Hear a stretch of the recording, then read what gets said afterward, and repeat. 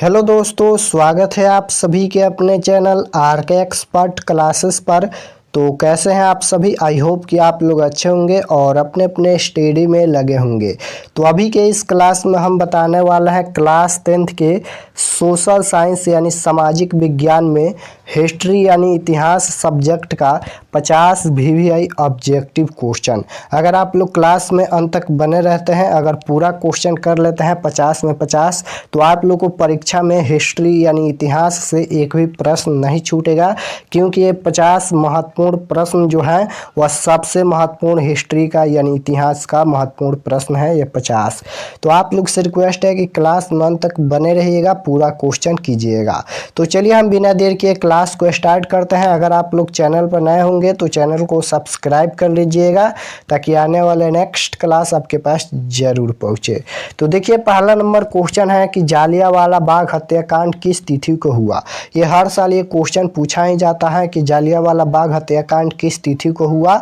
तो याद रखिएगा, इसका right answer option number A हो जाएगा। जालियांवाला बाग हत्याकांड 13 अप्रैल 1919 को हुआ। ऑप्शन नंबर ए बिल्कुल राइट आंसर हो जाएगा। नेक्स्ट क्वेश्चन देखिए, 2 नंबर है कि अंकुरवाट में किस हिंदू देवता का मंदिर है। बताना है यहाँ पर कि अंकुरवाट में किस हिंदू देवता का मंदिर है। तो इसका right answer option number A हो जाएगा। यहाँ पर विष्णु देवता का मंदिर है। ऑप्शन नंबर ए बिल्कुल राइट आंसर हो जाएगा। नेक्स्ट क्वेश्चन है कि यहाँ पर मार्च 1946, यहाँ पर 3 मार्च नहीं 3 यहाँ पर क्वेश्चन नंबर है। मार्च 1946 में फ्रांस और वियतनाम में कौन सा समझौता हुआ था। यहाँ पर बताना है कि मार्च 1946 में एक समझौता हुआ था फ्रांस और वियतनाम में। तो बताना है कि कौन सा समझौता हुआ था। तो याद रखिएगा, वह जेनेवा समझौता हुआ था। ऑप्शन नंबर ए बिल्कुल राइट आंसर हो जाएगा। नेक्स्ट क्वेश्चन है कि गांधी जी ने दांडी यात्रा किस तिथि को आरंभ की। बताना है यहाँ पर कि गांधी जी ने दांडी यात्रा किस तिथि को आरंभ की। तो याद रखिएगा 12 मार्च 1930 को। ऑप्शन नंबर डी बिल्कुल राइट आंसर हो जाएगा। नेक्स्ट क्वेश्चन है कि औद्योगिक क्रांति सर्वप्रथम किस देश में हुई। बताना है कि औद्योगिक क्रांति सर्वप्रथम यानी सबसे पहले कहाँ हुई, फ्रांस या जर्मनी या इंग्लैंड या रूस।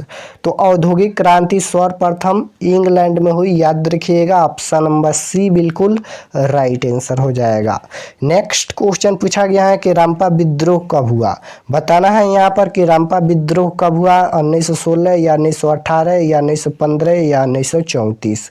तो रंपा विद्रोह 1916 में हुआ। ऑप्शन नंबर ए बिल्कुल राइट आंसर हो जाएगा। चलिए नेक्स्ट क्वेश्चन की ओर चलते हैं। नेक्स्ट क्वेश्चन है कि नमक कानून तोड़ने के लिए गांधी जी ने कौन सा स्थान चुना। बताना है यहाँ पर कि नमक कानून तोड़ने के लिए गांधी जी ने कौन सा स्थान चुना। तो याद रखिएगा दांडी यात्रा। ऑप्शन नंबर डी बिल्कुल राइट आंसर हो जाएगा। नेक्स्ट क्वेश्चन है कि वल्लभ भाई पटेल को सरदार की उपाधि किस किसान आंदोलन के दौरान दी गई। बताना है कि वल्लभ भाई पटेल को सरदार की उपाधि किस किसान आंदोलन के दौरान दी गई। तो याद रखिएगा बारदोली। ऑप्शन नंबर ए बिल्कुल राइट आंसर हो जाएगा। नेक्स्ट क्वेश्चन है महात्मा गांधी ने किस पत्रिका का संपादन किया। बताना है यहाँ पर कि महात्मा गांधी ने किस पत्रिका का संपादन किया, केसरी या मराठी या यंग इंडिया या बंगाली। तो महात्मा गांधी ने यंग इंडिया का संपादन किया। ऑप्शन नंबर सी बिल्कुल राइट आंसर हो जाएगा। नेक्स्ट क्वेश्चन देखिए, पूछा गया है कि भूमंडलीकरण शब्द का सबसे पहले इस्तेमाल अमेरिका ने कब किया। बताना है यहाँ पर कि भूमंडलीकरण शब्द का सबसे पहले इस्तेमाल तो अमेरिका किया, कब किया। तो याद रखिएगा 1990। ऑप्शन नंबर ए बिल्कुल राइट आंसर हो जाएगा।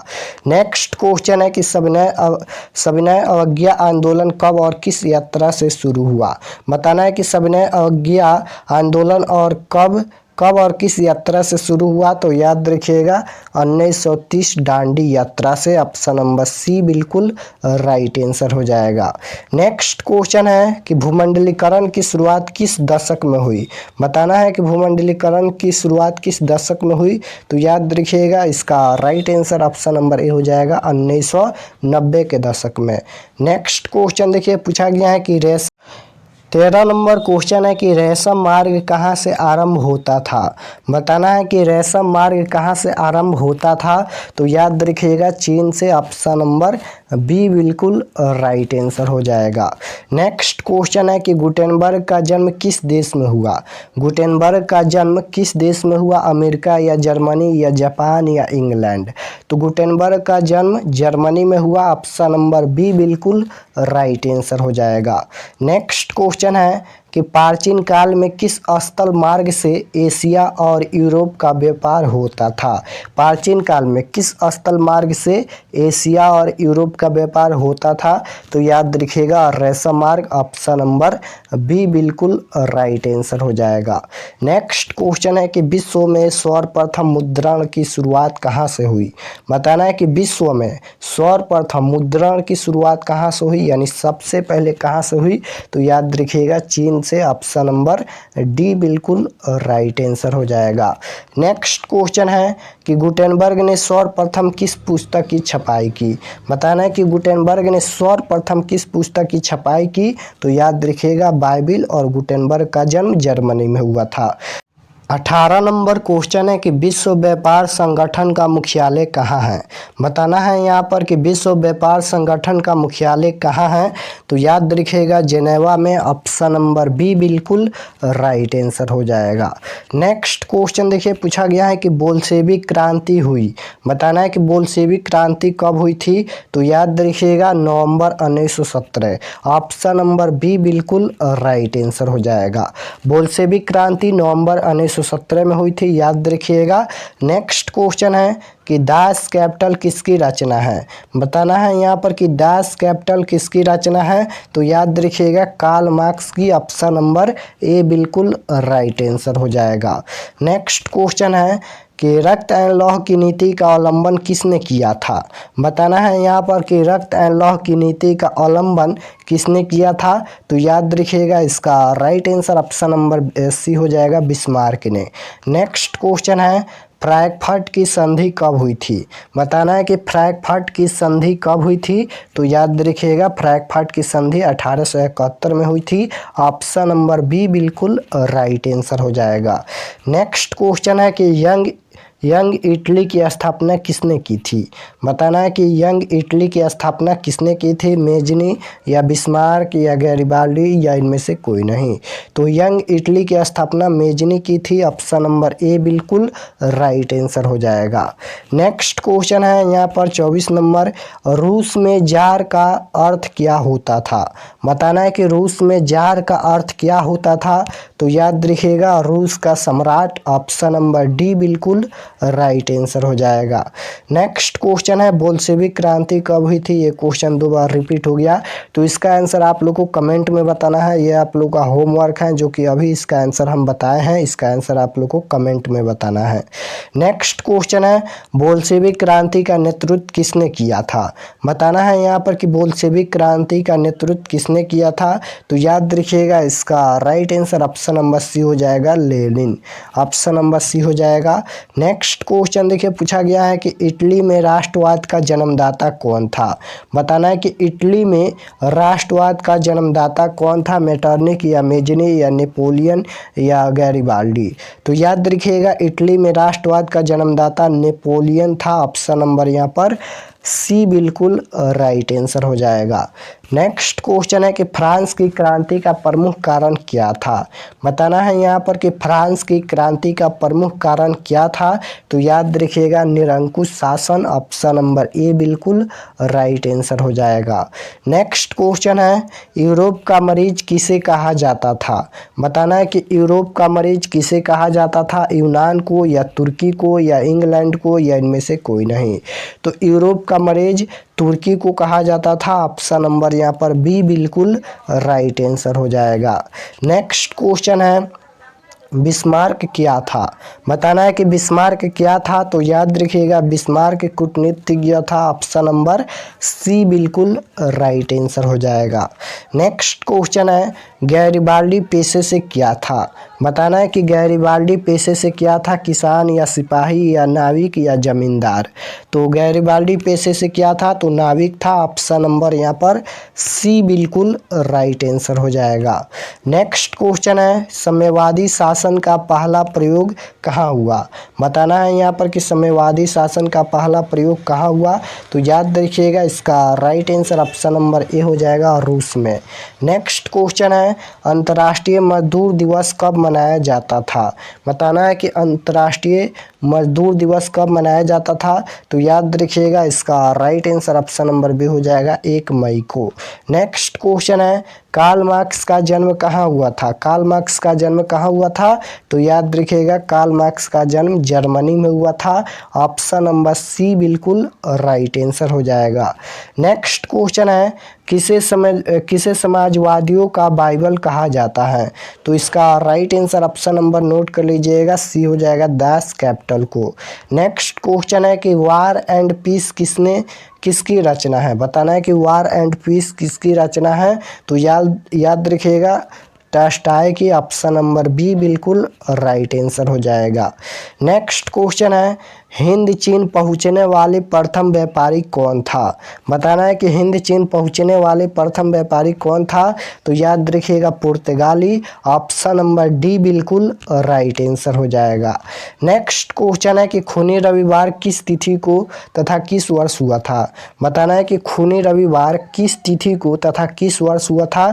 तो याद रखिएगा, 9 जनवरी 1905 में। ऑप्शन नंबर बी बिल्कुल राइट आंसर हो जाएगा। खूनी रविवार किस तिथि को हुआ था। तो याद रखिएगा, 9 जनवरी 1905 में। नेक्स्ट क्वेश्चन है, दास कैपिटल किसकी रचना है। दास कैपिटल किसकी रचना है। तो याद रखिएगा, कार्ल मार्क्स की। नेक्स्ट क्वेश्चन है कि हिंद चीन में कौन राष्ट्र शामिल नहीं था। बताना है कि हिंद चीन में कौन राष्ट्र शामिल नहीं था। तो याद रखिएगा, यहाँ पर चीन शामिल नहीं था। नेक्स्ट क्वेश्चन है कि नई आर्थिक नीति का जन्मदाता कौन था। बताना है कि नई आर्थिक नीति का जन्मदाता कौन था। तो याद रखिएगा, लेनिन। ऑप्शन नंबर सी बिल्कुल राइट आंसर हो जाएगा। नेक्स्ट क्वेश्चन है, हिंद चीन में बसने वाले फ्रांसीसी कहे जाते थे। अब यहाँ पर बताना है कि हिंद चीन में बसने वाले फ्रांसीसी क्या कहे जाते थे। तो याद रखिएगा, कोलोन कहे जाते थे। ऑप्शन नंबर सी बिल्कुल राइट आंसर हो जाएगा। नेक्स्ट क्वेश्चन है, अंकोरवाट का मंदिर कहाँ स्थित है। बताना है कि अंकोरवाट का मंदिर कहाँ स्थित है। वियतनाम या लाओस या कंबोडिया या थाईलैंड। तो अंकोरवाट का मंदिर कंबोडिया में स्थित है। ऑप्शन नंबर सी बिल्कुल राइट आंसर हो जाएगा। नेक्स्ट क्वेश्चन है, हिंद चीन में बसने वाले क्लोन कौन थे। बताना है यहाँ पर कि हिंद चीन में बसने वाले क्लोन कौन थे। तो याद रखिएगा, वियतनाम में रहने वाले फ्रांसीसी नागरिक। ऑप्शन नंबर यहाँ पर डी बिल्कुल राइट आंसर हो जाएगा। नेक्स्ट क्वेश्चन है, जेनेवा समझौता में किस देश को 2 भागों में बांट दिया गया। बताना है यहाँ पर कि जेनेवा समझौता में किस देश को 2 भागों में बांट दिया गया। जापान या चीन या भारत या वियतनाम। तो इसका right answer option number A हो जाएगा, जेनेवा समझौता में वियतनाम को 2 भागों में बांट दिया गया। नेक्स्ट क्वेश्चन है कि हनोई समझौता कब हुआ। तो हनोई समझौता 1946 में हुआ। नेक्स्ट क्वेश्चन है, पेरिस शांति समझौता कब हुआ। अब यहाँ पर बताना है कि पेरिस शांति समझौता कब हुआ। तो 1971। ऑप्शन नंबर सी हो जाएगा। नेक्स्ट क्वेश्चन है, यहाँ पर गांधी जी को महात्मा की उपाधि किसने दी थी। बताना है कि किसने दी थी। तो याद रखिएगा, Rabindranath Tagore. Option number C बिल्कुल राइट आंसर हो जाएगा। नेक्स्ट क्वेश्चन है, लास्ट क्वेश्चन, कि गांधी जी ने साबरमती आश्रम की स्थापना कब की थी। तो याद रखिएगा, 1916। ऑप्शन नंबर ए बिल्कुल राइट आंसर हो जाएगा। तो हमने यहाँ पर क्लास 10th के हिस्ट्री यानी इतिहास के 50 महत्वपूर्ण ऑब्जेक्टिव क्वेश्चन बताए हैं। आप लोग इसे ज़रूर से ज़रूर याद कीजिएगा, क्योंकि हिस्ट्री में एक भी क्वेश्चन नहीं छूटेगा अगर इसे याद कर लेते हैं तो। अगर आप लोग चैनल पर नए होंगे तो चैनल को प्लीज़ सब्सक्राइब कर लीजिएगा, ताकि आने वाले नेक्स्ट क्लास आपके पास ज़रूर पहुँचे। तो मिलते हैं नेक्स्ट क्लास में। आप सभी को धन्यवाद।